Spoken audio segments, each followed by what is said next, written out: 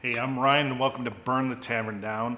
Today what I've got for you is how to use an orphanage in your campaign to create some great adventure ideas.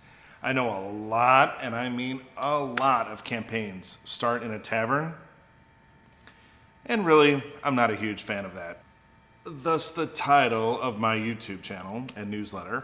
But an orphanage is a fantastic place to start because there's a lot of story ideas you can get from there to get your players moving. So, let's get rolling.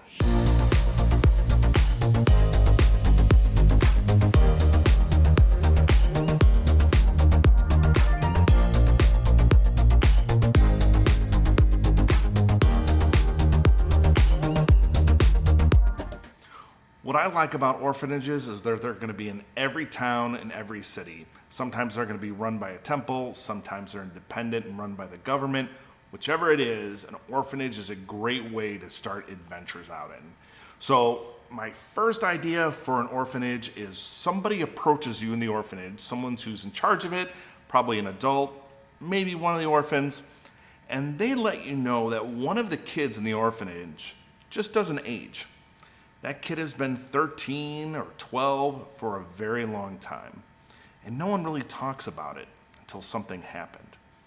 And the players, the characters, they're going to have to investigate, and they figure out that that kid is not like the other kids in the orphanage. He or she simply hasn't aged in maybe 10, 15, 20 years. Now, there's a lot of ways you can go with this. You could have the kid be a dragon who's kind of checked out of Dragon Society and just has decided to be a kid for a long time. The kid could also be non-human, maybe a doppelganger that just likes being a kid. It could be someone who's under a curse and they've resigned themselves to live in the orphanage the rest of their days because of the curse. There could be other tie-ins where maybe the kid has some sort of tattoo that leads the players and the characters somewhere. Now, what you could do is also have someone hunting this kid down. The more the characters investigate this kid, the more a villain out there is picking up that that kid has been found, and now a hunt begins. And the players have to protect the kid for some reason. Maybe they're a part of a prophecy, maybe they have some sort of artifact that they've stumbled upon accidentally that has stopped them from aging. Whatever it is, it's going to be the player or the character's job to figure out why this kid doesn't age anymore and what they need to do about it. Okay, coming in at number 2, we've got the kids are disappearing. It's kind of a classic. The kids are slowly being picked up, and it's leading the players to a wizard, #necromancer, who's abducting these kids and experimenting on them.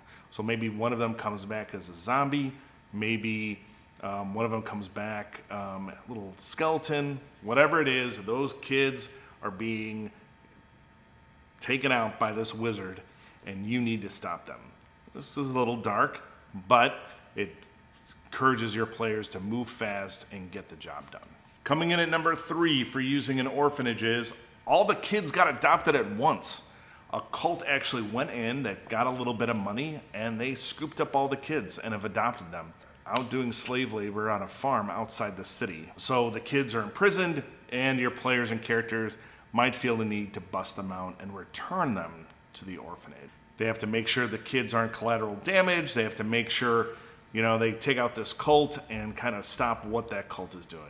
I always have a hankering for cults. I have another video about cults here in my channel, so check that out. But man, I just can always tie it into a cult. No matter what you got going on, cult's always good fodder for a good adventure.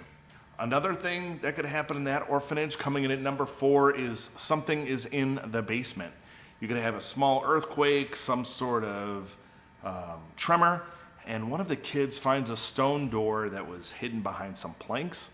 And that kid, of course, was curious and went behind that stone door. So now there's some city exploration. It might lead to the sewers. It might lead to some sort of mysterious little dungeon that sits under the city. But it's a great time to have an adventure that's subterranean, and rescuing a kid, always a good way to get the players motivated.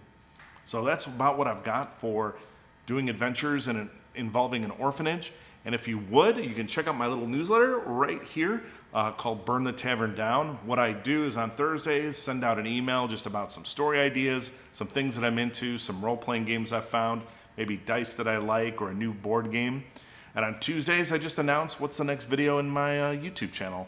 And sometimes I do giveaways such as dice or dice bags or all sorts of gear. And I would love if you checked it out.